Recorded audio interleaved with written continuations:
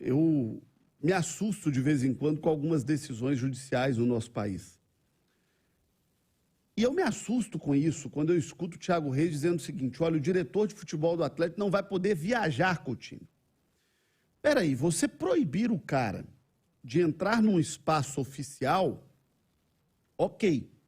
Não, ele não vai poder entrar no vestiário do Atlético, ele não vai poder dar uma coletiva, né? Ali é um espaço oficial do evento. Agora, se o cara quiser viajar no avião do Atlético, andar no ônibus do Atlético, tá no estádio assistindo um jogo numa arquibancada, num camarote, ponto, é um direito do cara, pô. Você não pode impedir um cidadão de ir e vir, não.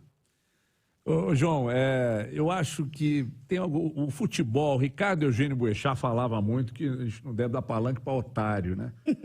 E o futebol, tem tanto otário que aparece no futebol, eu não estou dizendo até que seja o caso dos membros do STJD, não, mas tem muita gente que gosta de aparecer no futebol.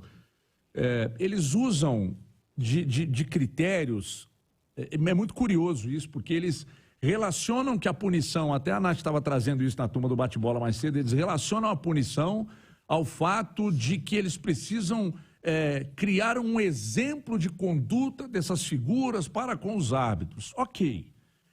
Mas e a conduta dos árbitros para com atletas, comissões técnicas e pessoas que fazem parte do jogo ali? Porque o seu Daronco está abusando demais, né? O Daronco esculhambou com o Hulk, ficou por isso mesmo. Se é o contrário, o Hulk tomaria um gancho pesado. Aí o Ranieri vem lá do Avaí, diz que o Daronco esculhambou com o time, desprezou o time do Avaí, o elenco do Avaí. E aí? Desrespeitou o Avaí como instituição. Na minha opinião, é desrespeito à instituição. Mas aí, quando é claro, o Caetano, falamos aqui mais cedo, o Caetano passa do ponto, o Vitor passou do ponto, punido junto com o Caetano, o Pessolano passa do ponto, os auxiliares do Pessolano passam do ponto, mas eu entendo que o STJD aplica multas muito pesadas nessas figuras, mas os árbitros, quando cometem essas coisas, como o Daronco cometeu, fica por isso mesmo, sabe? Então, assim, não tem critério e eu acho que, às vezes,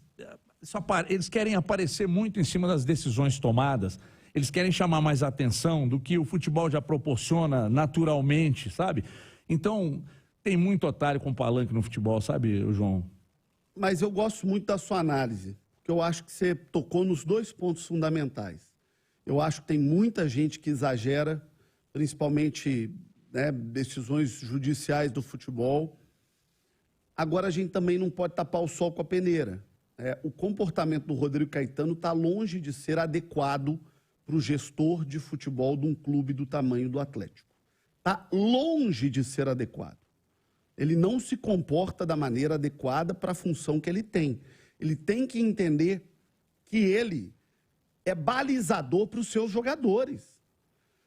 Se ele se comporta desse jeito para tomar um gancho de 2 meses, com qual autoridade ele vai cobrar do jogador que fizer a mesma coisa e tomar um gancho de 2 meses? Falamos disso aqui na Cruzeiro jogou anteontem, né, com o Guarani.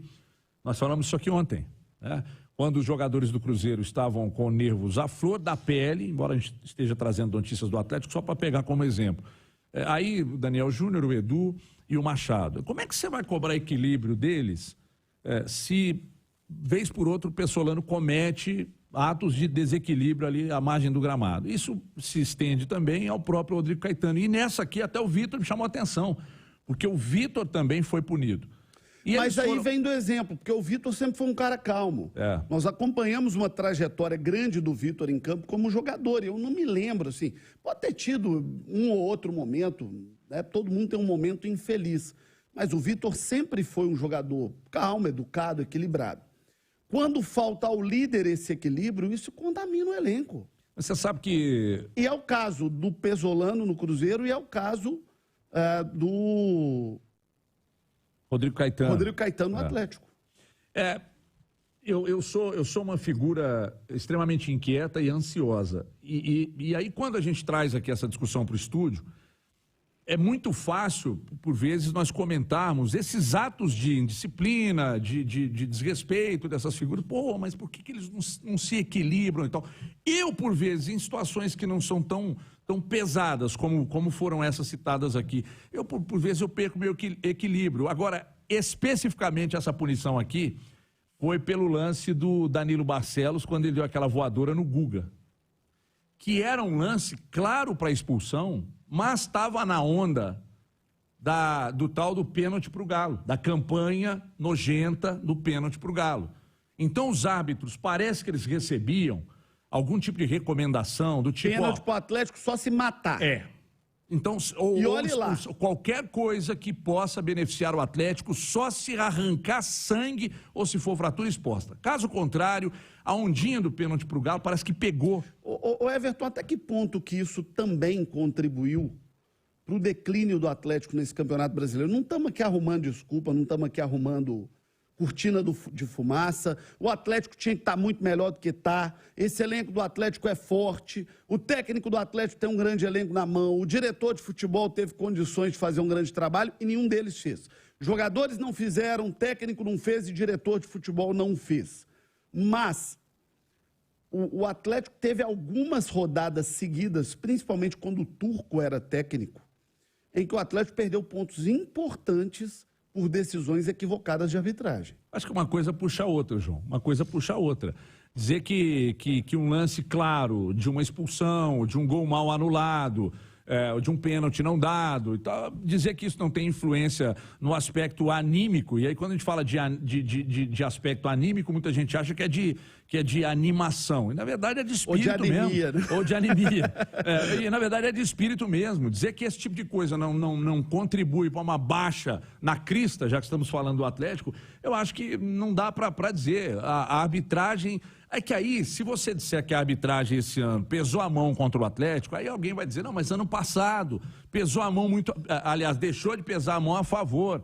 A banca paga e recebe. Mas eu acho que esse ano a banca recebeu muito. Acho que a banca recebeu muito. Lances claros não foram vistos com muito critério, com muito cuidado, como deveriam ser. Eu acho que isso tem relação sim, João. 8h29.